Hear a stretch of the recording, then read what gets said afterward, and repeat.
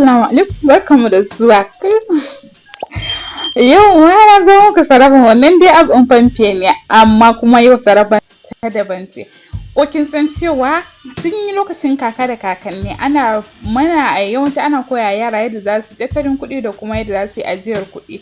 Sai a ce miki siya asusu ki ajiye, to wani asusu za ki amfani da shi shine PalmPay. Idan kika nemi PalmPay naki kika danna link ɗin da ke kasan bidiyon mu kika yi amfani da shi kika yi rajista da su, zan nuna miki yadda za ki tattalin kuɗin ki gabaki ɗaya.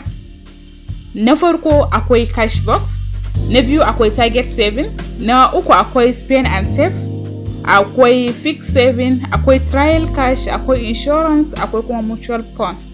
To za mu shiga dukka ɗaiɗaiɗaiɗai in miki bayani waɗannan. Kuma kun san abin mamakin ne, duka waɗannan za ki iya earning interest naki 20%. Wani bank ne ta taɓa ba da interest rate at 20%? Babu. Yawanci 10, 12, 13, 6, 7 shine highest abin nan. Yanzu zamani ya canza, ba zamani ne da zaki je ki ta aje kuɗi a banki ba, yadda mutum daga yaɗo wayan ki ya shiga bank na ki kalla details na ki gaba ɗaya. No. Yanzu an daina yayin wannan. Abin da ake yanzu zaki nemi app ne ki saka kayan ki, duk karambanin mai shi dai bai da zai yi kalla abin nan ko nawa kike da shi ko ya san kuɗin da kike da shi. To abu na fari da za mu fara shine cashbox. Menene cashbox? Ya ake saving kuɗi a cikin cashbox? Idan za mu danna abin na icon na cashbox, idan mun danna mun shiga kun kalla cashbox saving and daily up to 20% per annum. 20% per annum is not something, ba abun wasa bane. Kuma kun san wannan shi kai wannan cashbox din wani bank ne zai baki? Kisan yawanci saving accounts na banks za su baki, in kin saka za su ce ba ki taba kuɗi ba, in kin taba interest rate suna ki a ɓata. To amma shi wannan app ya baki cashbox inda zaki saving kuɗi kuma zaki iya withdrawing duk lokacin da kike so. Interest rate naki ba zai ɓata. Enjoy daily interest returns at up to 20% per annum. Kuma acceptable transfer and bill payments gaba ɗaya zai miki. Save now. In ki shiga zaki depositin kuɗin da kike so, either 500 ne, 1000 ne, 3000 ne, ke zaki zaɓi iya amount ɗin da kike so da kuma iya kwanakin da kike so kuɗin ki. Kina so ki saving, kamar yanzu misali wani ya baki ajiyar 20,000 zai zo ya karɓo gobe, ba ki so ki taɓa wannan kuɗin zaki iya saka shi ki ajiye shi a kwana ɗaya nan ma akwai interest ɗin da zai kin ci riba. Idan na kwana 30 kike so ki, in ma na shekara kike so ki zaki. Amma in kuma kina so kowanne wata yayi miki auto save kawai a cashbox naki, kawai zaki danna auto sai ki setting komai da komai ki, inda duk wata daga zaran kin samu wani ɗan kuɗi aiki kalla zai shiga ya zauna kai tsaye cikin account saki ba tare da kin sha wahala ba. To sai kuma abu na gaba da zamu je shine wajen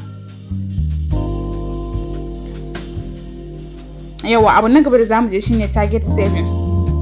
Target saving, abin da ake nufi da target saving kuɗi ne za ka yi domin cimma wani abu. Yanzu misali a ce kina da burin siyan gida, burin siyan mota, kina da target ɗin da kike so ki kashe kuɗi, kina gashin kin ƙayyace za ki ajiye 1000 kaza, amma kina so ki siya wani abu ne da wannan kuɗin. Yanzu kamar kin shiga nan set your goals, save toward achievement, especially yanzu da ana karshen shekara za ki fara setting goals naki. A ce next year kina me kike son ki cimma, shin kina so ki siya gida ne, shin kina so ki siya waya ne, shin kina so ki siya laptop ne, ko kuma kina so ki fara wata tafiya makaranta ko kuma wani abu. Zaki, in har kina da wannan burin, to sai ki kayyade gashi fa ina so in fara wannan, bari in tara abubuwa na kaɗan domin in fara abin nan. To idan har kina so ki saving ma wannan abin, gashi nan wannan abin ya sauwaka miki, kawai zaki shiga target saving. In ki shiga target saving, kin ga na fare akwai accommodation mun san gida ne, ko ki saving for rent naki ko kuma home maintenance. Sai in ki danna create zai faɗa miki menene saving goal naki, target amount ɗin da kike so. An target amount naki nawa? 200,000 ne, 250 ne, miliyan 1 ne, miliyan 2 ne zaki setting. Saving frequency, shin kullum kike so a cire kuɗinki ko duk sati ne ko kuma duk wata? sai ki saka yaushe zai fara a kwanan watan nan ko sai a wata na gaba, duka zaki setting gaba daya. Yanzu a ce yanzu mu saka weekly, yaushe za a deposit amount mu ce abin nan day of the week inda zai fara, a ce yanzu na zaɓi Monday confirm, na zaɓi Monday ga nan date in start today, end abin set end date wanda zai daina abin nan, wanda zai daina saving na kuɗi. A ce yanzu muna abin nan sai 2026 confirm, sai ki danna next, create a target saving. To kafin ki achieving kina so ki saving 250,000, kin ga automatically ya ce a each sati kina bukatan ki ajiye 3,676. in kina ajiye wannan a cikin nan da kaza zaki ga abin da zaki saving. To wannan shine takaitaccen bayanin yadda zaki saving for accommodation. Haka shi for education in ma same methods ne duka. Ina so a nuna muku akwai abubuwa da dama ana ko kuma kina so ke business woman ne, kina so ki bunƙasa business naki, zaki abin nan kina yadda zaki ki aje uwar kuɗin ki ko kuma riban ki yadda zaki ƙara reinvesting a cikin business naki. In ki zo sai ki creating, ki saka dream empire, ki ƙara kuɗin ki da dai sauransu. Haka kuma idan kina so ki yi tafiya especially ko holiday, kina so ki je Dubai ko Saudiya ko wani abu, kina so ki saving wannan kuɗin, zaki create kuma ki bi process inda na nuna muku na accommodation ki kuma ki saving. Sai kuma akwai custom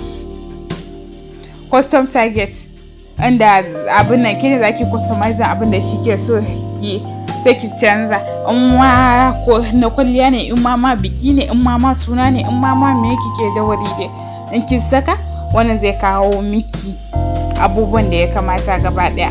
To sai next icon inda zamu je kuma shine spend and save. Bari mu jira wannan kai abu wannan fa is amazing.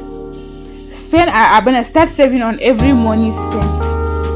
Duk kuɗin da kika kashe a wannan abin da kika kashe zana biyan ki, zana kaman irin after each payment na deposit naki in your spend and save account naki, in kin yi spending zana biyan ki 10% ne, 20% ne ko me na percentage na wannan kuɗi da kika aje.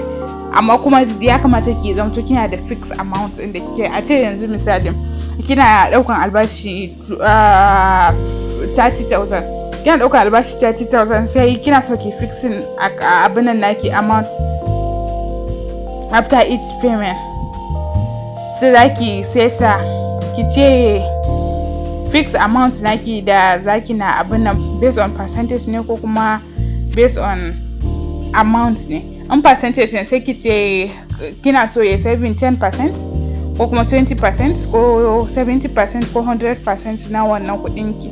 Idan kika abin na funding source kuma from balance na cash box naki zai na zuwa ko kuma me zaki seta dai. In kin seta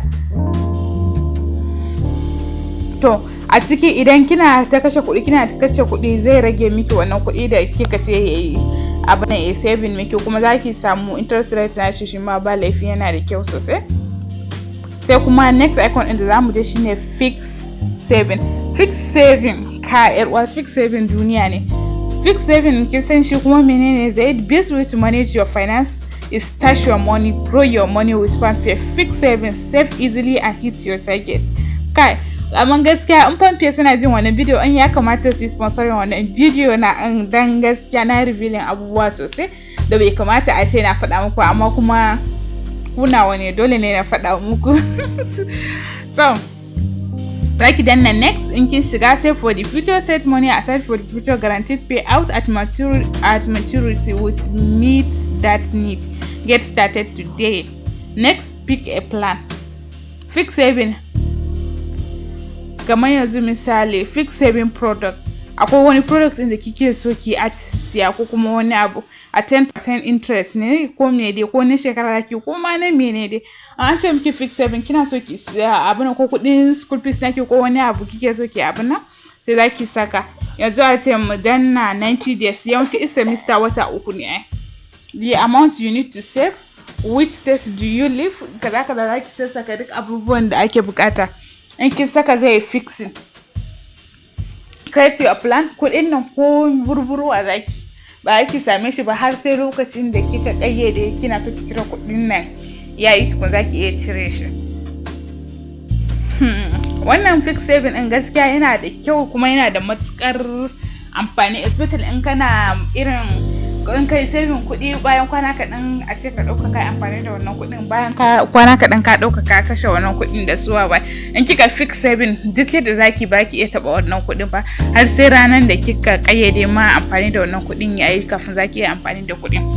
So next kuma under finance still muke trial cash, total interest and more with savings, daily basic tax inda zaki shiga ki daily abinan advance wawai da shi, trial cash kaman irin yadda zaki shiga ki trying out sabon abubuwa, features inda kika abinan features na shi PalmPay din.